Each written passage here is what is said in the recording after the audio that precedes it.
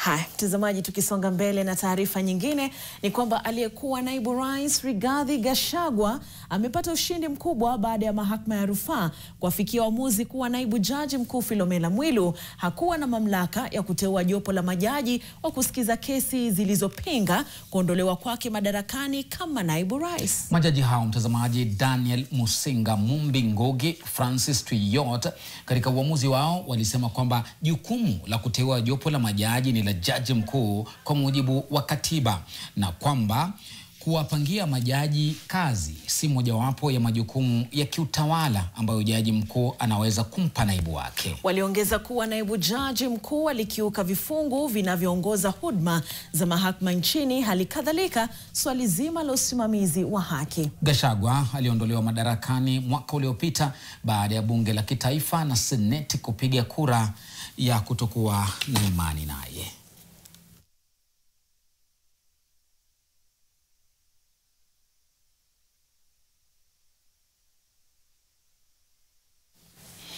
Haya, tutaona mfumuko wa kisiasa kwenda mbele baada ya Gachagua kupata afueni hii ya muda.